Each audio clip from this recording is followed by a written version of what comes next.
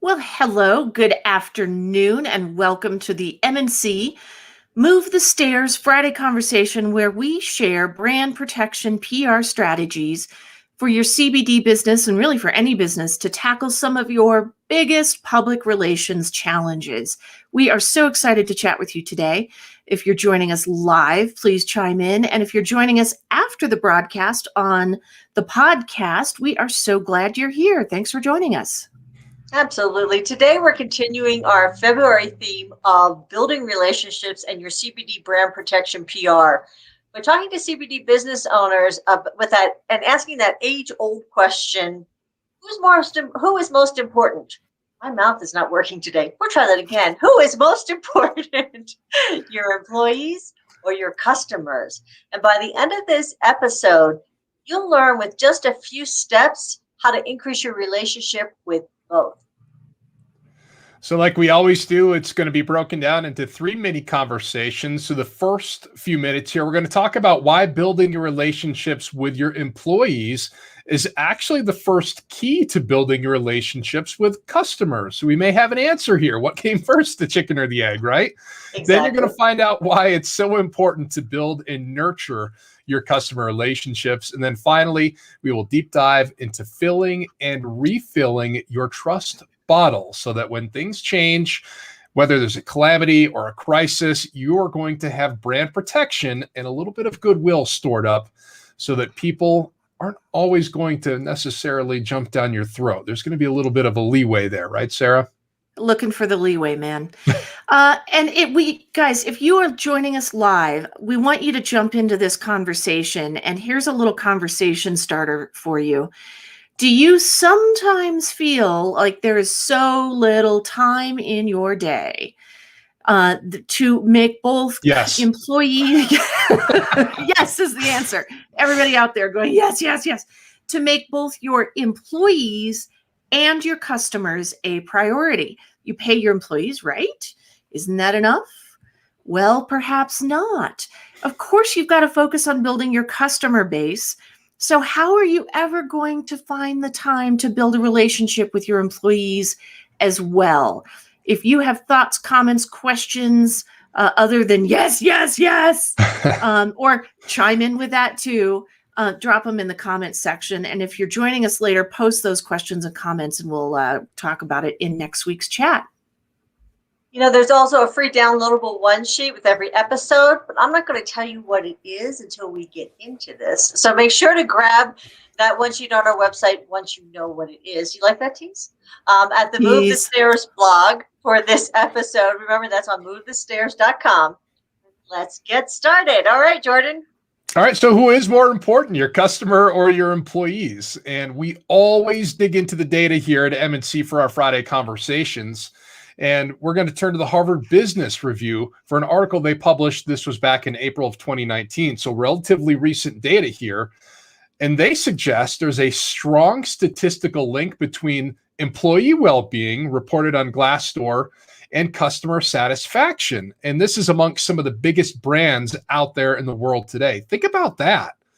If your employees are happy, your customers are happy, especially if your employees customer facing, right? It's a no-brainer. I mean, how many times have you gotten a lousy customer service and it's clear the employee, just wasn't happy? And whether that's going through the drive-through or in a more, face-to-face sense in the checkout line at, your retail store.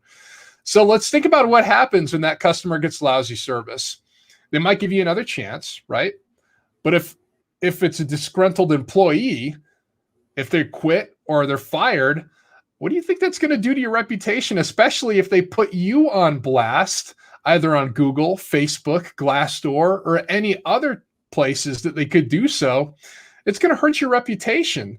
And finally, this last little bit here is the Society of Human Resource Managers. They estimate it costs an average of 6 to 9 months' salary to recruit and train a new employee. That is a lot of dough. That is a lot of money. So here's some steps. What can you do to increase your employee retention, which is really one of the main challenges that every business owner faces? From a brand protection PR perspective, which is how we look at absolutely all the challenges that we face with our clients. Step number one, you guys are not going to be shocked if you have watched a podcast, listened to a podcast, or watched a Move the Stairs before. It is consistent communication. Go back to the 4C's doc if you haven't gotten that drilled into your head, because you'll get the 4C's of communication. Step two is involving your employees in solving problems and giving them public credit. So that one is huge.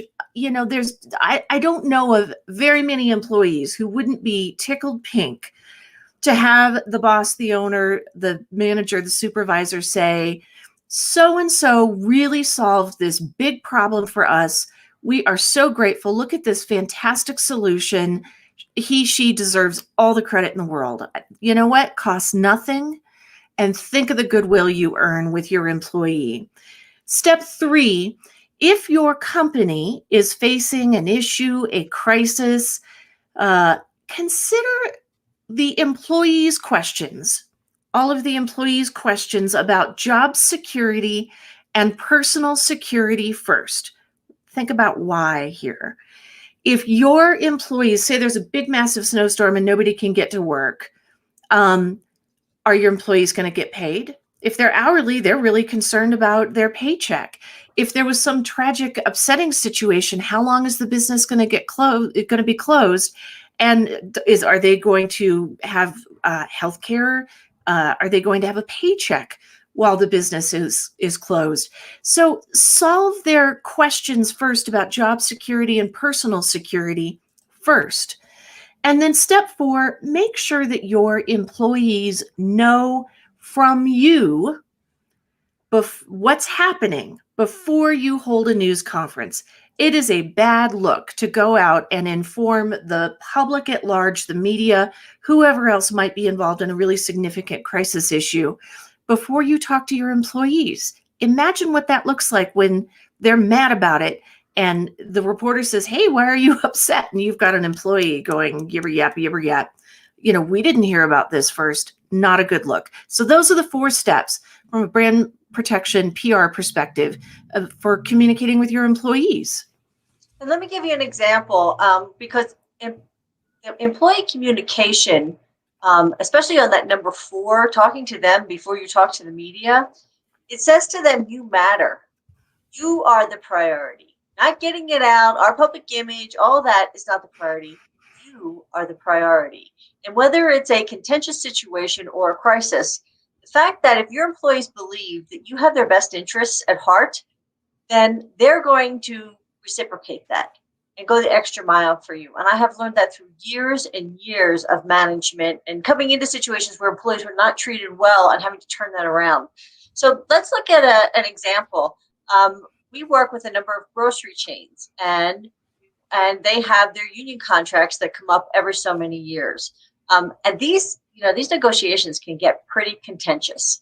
And you see a lot of stuff on the media, and the two sides are going back and forth. Tempers flare, egos get involved, and these talks can go on for months. So think about what your employees are thinking during those months. They don't know where this is going to go. Not are they only asking, what will my pay and benefits look like? They're concerned, or sometimes looking forward to, a strike because they've already made up their mind. The more that you can provide the 4 C's, the clear, compassionate, really important one, consistent and conversational messaging to them, the more you're going to make a difference. Because an informed employee, is it whether they're happy with what the situation is or they're not, the fact that you took the time to inform them takes the heat, takes that concern, takes the angst in many cases out of something that's an ongoing tense situation like a contract negotiation. So that's a really good example of making sure your employees are in the know. I realize you can't tell them everything all the time. The fact of the matter is, the more transparent you can be with them, and the more you say, this is why I'm doing something, When I was in news, I remembered I wanted to go halftime, and this is years and years ago before going halftime was a thing. And I wanted to do a job share with a reporter who also had young children. And I was just told, no, that wasn't possible. Like, well, why the heck isn't it possible? We're both willing to do this, and it seems to me that you'd save money. And I'm thinking of all the reasons why it would work. Literally 15 years later, when I was a news director, I learned about something called headcount, which is a corporate thing. You're only allotted so many full-time employees. The reason why that employer before couldn't do that was because it would have added another headcount.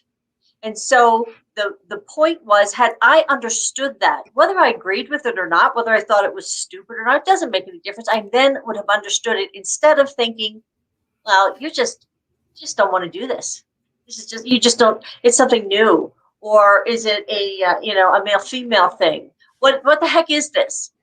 And when I really understood what it was, it made all the difference in the world. It was such a great learning for me because from that time on, if I told somebody no, I told them why. And the telling them why says, I care about you.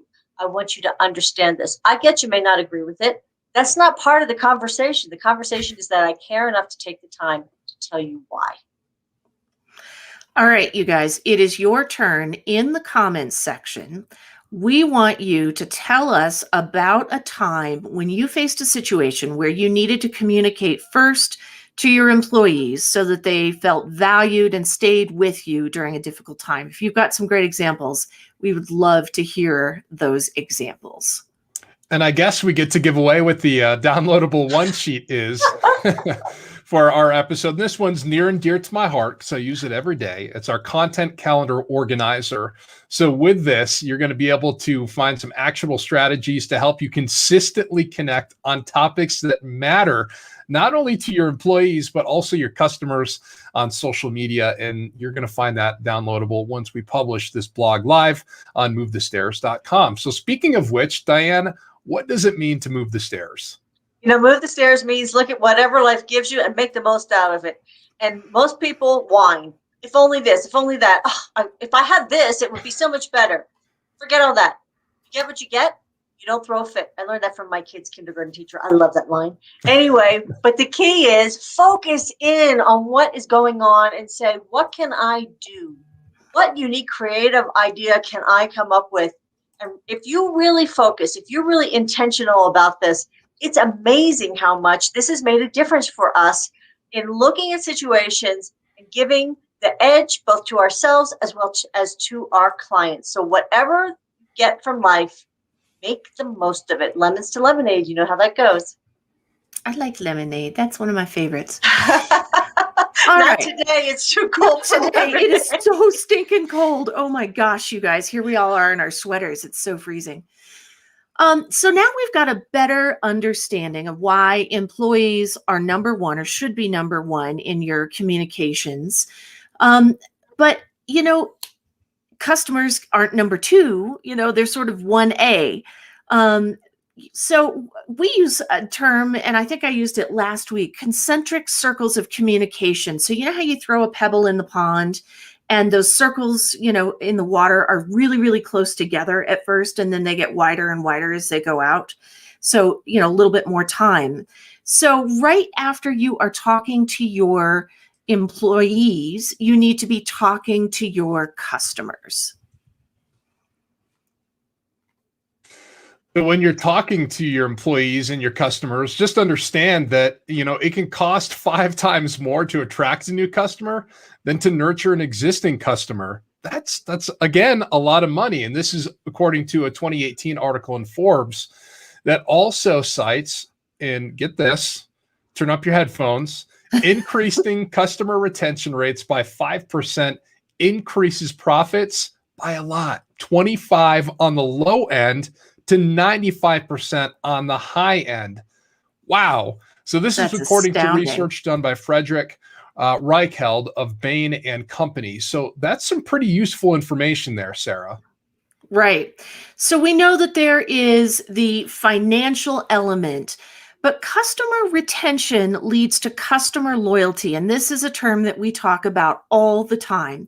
Customer loyalty, when you're facing a challenge an issue, a crisis in your business or in your industry can make all the difference between customers fleeing, running away from you as fast as possible, and customers who will give you that little benefit of the doubt and say, well, tell me more about how you're handling this situation before I make a decision.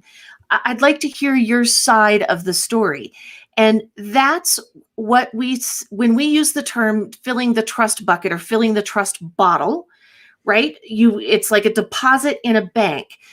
You have made these deposits with your customers. They know you. They're going to give you that extra little bit of time to explain what's going on, what's happening, and what you are doing to make a difficult or crisis or issue situation better. And hopefully they're going to give you the benefit of the doubt and stick with you and your company. So those are the loyal fans, the loyal customers that you want to develop. And those are a really basic building block, the key to brand protection PR. You know, we've talked before about our dear friends down at Rocky Ford Growers Association who grow the amazing Rocky Ford cantaloupe, and how they woke up one morning to find out that some cantaloupe with a name of Rocky Ford had actually killed more than 30 people and had sickened hundreds around the country. And they were horrified because for 125 years, they'd never had a problem. And what they did was, while the investigations were going on, they started working with Colorado State University to come up with best practices. But what they hadn't done before this was they had never done any outreach to their customers because they're farmers and it's 125 years. And shouldn't that be enough? The answer was no, it's not enough. You've got to do this.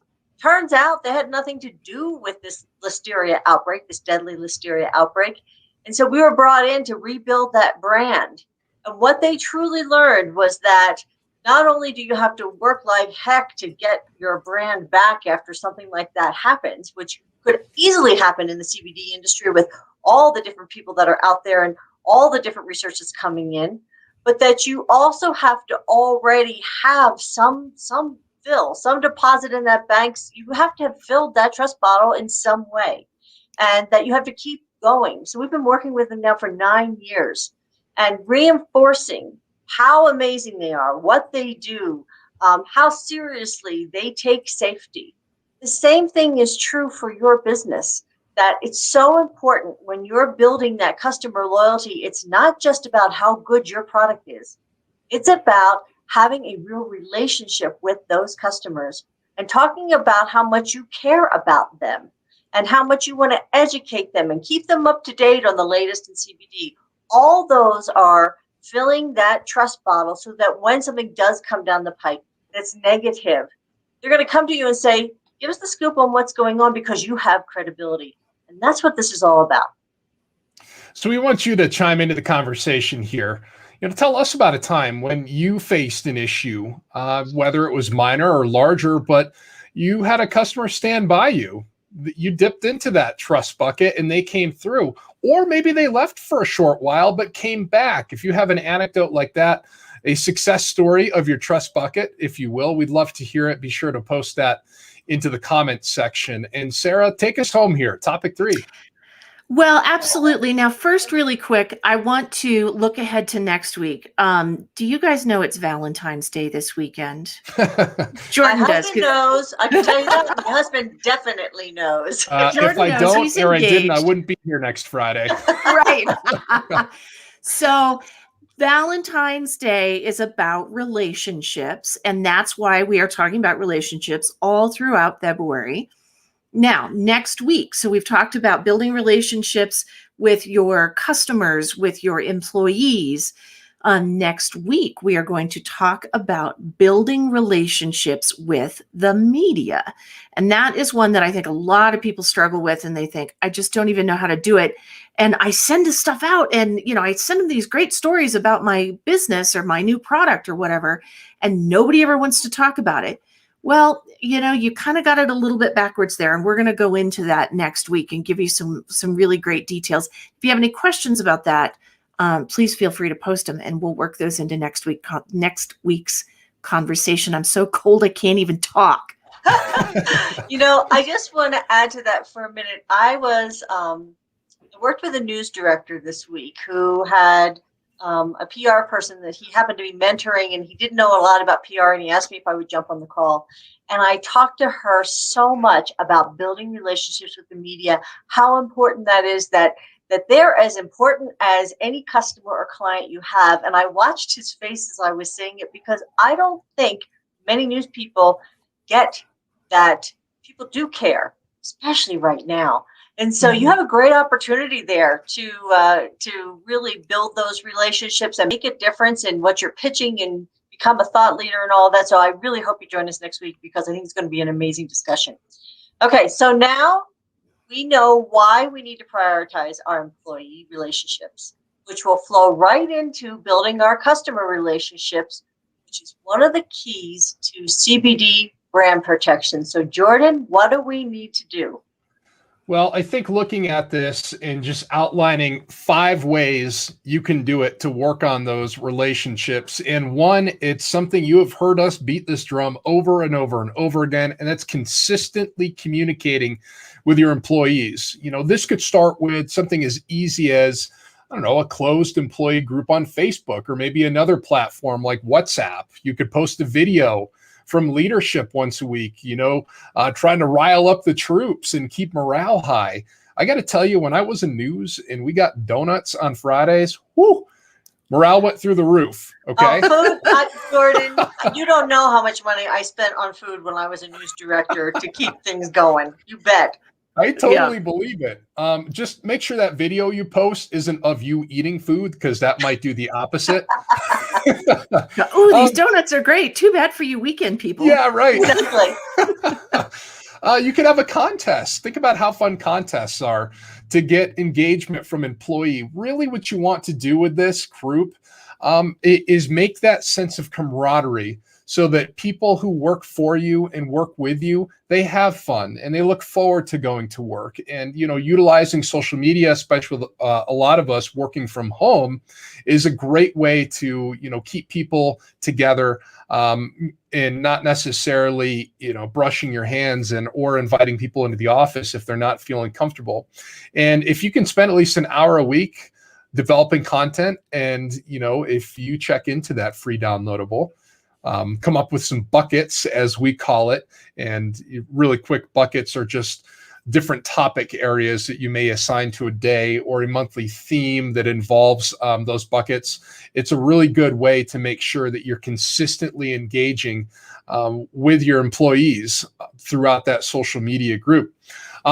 One thing I think is really important too is talking to your employees first before you talk to the media when a crisis happens to occur. Nobody likes to learn things from Twitter, unless you're a news journalist, and then you love Twitter. But if something were to happen at your business, and your employees learn something from Facebook or Twitter, it's just kind of demoralizing. It's like, when you find out your best friend, or you think your best friend is engaged, and you see it on Facebook before they call and tell you, and you're like, what the heck, man? Come on. Oh, that sounds personal. I don't know. It wasn't, trust me. But I just think about, what would be something that would deeply offend me akin to that. And that's, oftentimes you work with these people 5 days a week, whether it's virtual or in person. So you develop that relationship, and you expect to be in the know when something happens. And I think that's really important. Number 3, proactively answer your employees when pressing questions during an issue or crisis. What do they want to know about when they can come back to work? Is it safe? Are they going to have a job? And what's going to happen to them in the meantime? We had a client, of course, during the COVID-19 shutdown, and they were very proactive at making sure that all of their employees had the resources available to them, so that they could have these questions answered before they couldn't go to work. And that's really important in engaging these people and building your brand, so that you ultimately are a place where people want to come and work. So we mentioned the 4 C's. Go ahead, please jump in. I just wanted to point out that client had is open 24/7. 365. So this is an instance where I think a social media group does really great things, because you can't talk to employees if you can't see them. And they're working overnights, they're working weekends, making sure that you include all of the employees who work for your company, even if you don't see them. I think that's one of the main things about Facebook groups, and making sure to communicate with them first during a crisis. That's what you can use that outreach group to do. Exactly. It's multifaceted, really. And, make sure that, through your consistent conversation on there, using that free downloadable content map, you've already built a community. So people are going to go there looking to see what your response is. If something does happen, that may be their go-to source of information. It's important to hear it from you first. So use the 4 C's. Consistently communicate, build, nurture your relationships, not only on social media with your employees. I can talk too, right? But also your customers. You can email, call them, fill the trust bottle, as we like to call it, in the event that you do have an issue or crisis. And then finally, use yourself and use your platform to become a thought leader in your industry. And what does this mean? This means that you're the go-to person for information in the CBD industry. So you want to use this by building your credibility and taking the time to actually share your knowledge and educate your customers on the latest CBD information. There is just so much that is changing. You have different regulations at the federal level and state level and local levels. It's really important to make sure that your client base and your employees all know what's going on. And that credibility is going to go a really long way when it comes to increasing loyalty within your customer base and mitigating any negative effects of that issue or a crisis, if that should happen to occur, or something like we talked about with Rocky Ford has nothing to do with you, but your name happens to be pulled into it. You'll have some of that trust bucket, that trust bottle that you can fall back on. So we're going back and forth between the trust bucket and the trust bottle. The reason for that is that we're starting to think of this as more of a texture bottle than a trust bucket. So that's why you're hearing us go back and forth between trust bottle and trust bucket, because we're getting used to it as well. We think it's kind of fun. So I just want to go over this real quick. 1, consistently communicate with your employees. 2, talk to your employees first before you talk to the media. 3, proactively answer those questions that you know your employees are going to have, where they're concerned about job security or personal safety. 4, use those 4 C's, right? Clear, consistent, compassionate, and Sarah, help me. Conversational. Thank you. And then 5, become a CBD thought leader. So I think that this is really important. So Sarah, now take us home. All right. Woo! I'm so glad we're all working at home, and thankfully the car alarm that was going off right outside my window has just quit. That was me. Yeah, I had the car horn communicating all sorts of things. So to recap what we have talked about today on Move the Stairs, we have talked about why building your relationship with your employees first is the key to developing a great relationship with your customers. We have talked about why it is absolutely worth the time to build and nurture your customer relationships and fill up that trust bottle.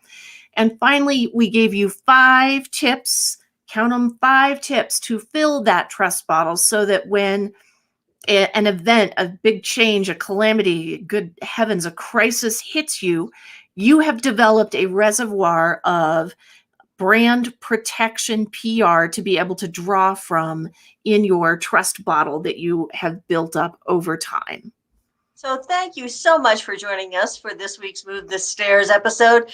We're here to help you protect your CBD business brand with brand protection PR. And I really hope that if you have any questions, feel free to reach out to us, because we're real easy to get to. We're on all the social channels as well as email and on the website. So we look forward to hearing from you.